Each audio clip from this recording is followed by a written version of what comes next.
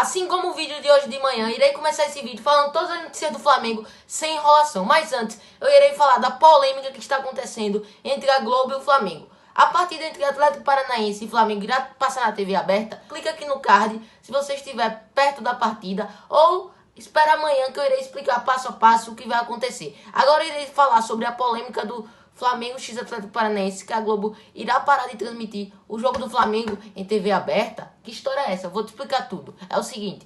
Com a queda de assinantes do Pay-Per-View, a Globo acelerou sua estratégia de priorizar jogos dentro do pacote pago nas primeiras rodadas do Brasileiro. Flamengo e Corinthians têm 70% dos seus jogos só no canal.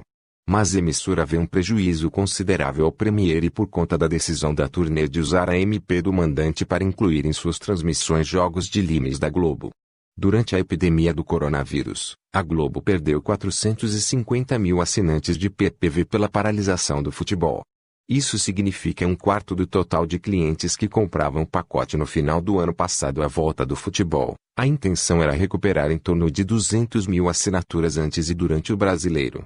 Para isso, a emissora carioca reduziu partidas na TV aberta e no Sport para as 10 primeiras rodadas. Essa política já vinha ocorrendo no ano passado, mas foi intensificada. No total, 62% das partidas da Globo serão transmitidas apenas no PPV nestas 10 primeiras rodadas. Na TV aberta, serão 2 por rodada, e no Sport apenas uma exclusiva por rodada em média.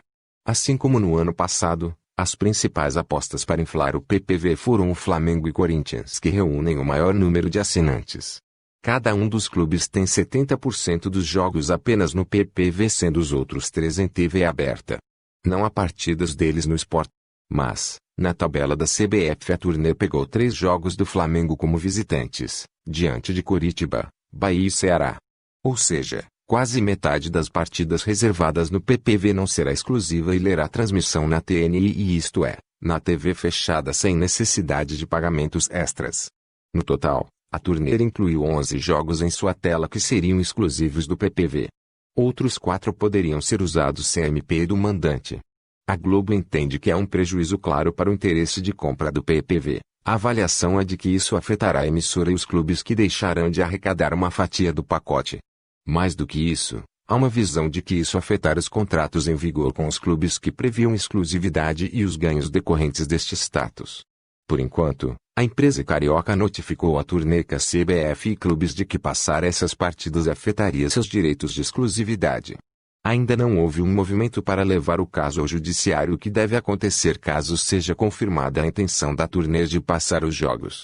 Nesta hipótese, caso a justiça permita que a Turner transmita jogos, é possível que a Globo cobre prejuízos pela desvalorização de seus contratos, incluindo a empresa norte-americana e clubes.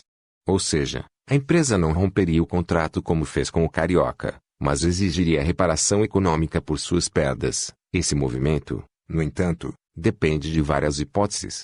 Primeiro, a Turner comprar de fato a briga para transmitir os jogos dos times da Globo. Segundo, a justiça dar ganho de causa à emissora norte-americana para passar os jogos em que seus limas são mandantes. Terceiro, a MP do mandante seguir válida depois do prazo para o Congresso negociar. Empresário do goleiro Hugo alerta a diretoria do Flamengo sobre o futuro do goleiro. 4 dias foram suficientes para que Hugo Souza, o Neneca, saísse do anda-fila como 4º goleiro do Flamengo para realizar seu grande sonho, atuar como profissional pelo clube e fazer a sua estreia no Maracanã, onde não havia atuado sequer na categoria de base. As 2 chances como titular, contra Palmeiras e Del Valle, em meio ao surto de Covid-19 no elenco, fizeram o jovem de 21 anos e os seus representantes deixarem de lado a ideia de deixar o Flamengo para ganhar experiência em outro clube. Meses atrás a gente via com bons olhos ele ir para o exterior, para se desenvolver. Porque a gente não tinha perspectiva de um atleta ir para um jogo. A realidade agora é essa. Ele tem que focar no que está acontecendo. Deixar acontecer naturalmente, afirmou o empresário do jogador, André Bahia, ex-zagueiro do Flamengo.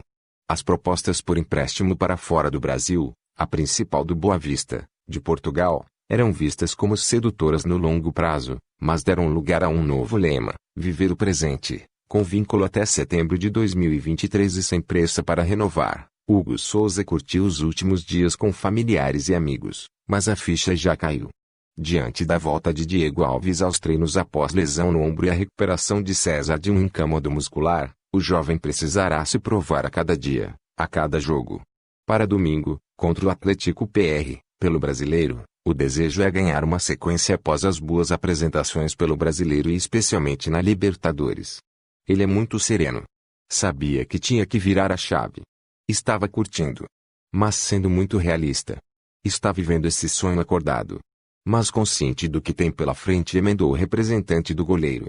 O Flamengo não tem conversas agendadas para a renovação de contrato de Hugo Neneca. A janela de transferências para a Europa encerrada no dia 5 de outubro. O clube corre poucos riscos de perder sua joia em função do destaque recente. Mas já se prepara para 2021.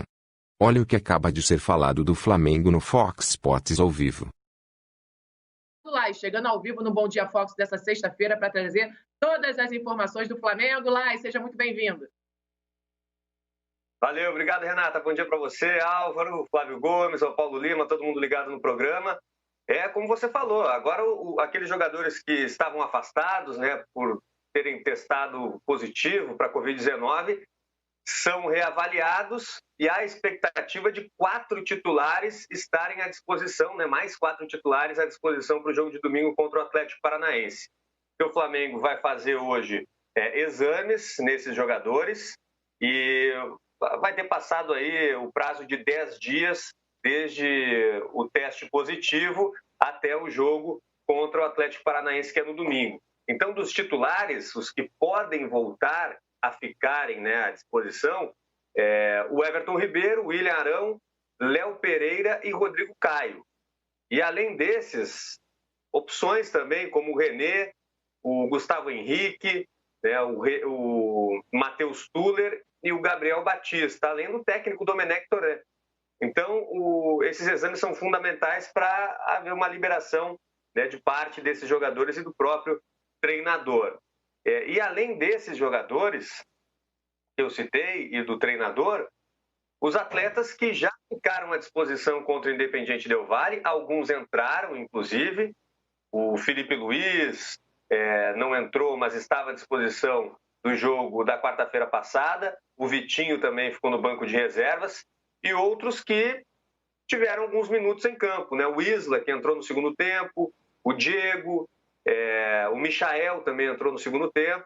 Então, são atletas que vão reforçando a equipe do Flamengo, sem contar, né, no Bruno Henrique, que jogou aí mais de 45 minutos, fez 2 gols, o Mateuzinho, que foi o titular, né, e depois foi substituído.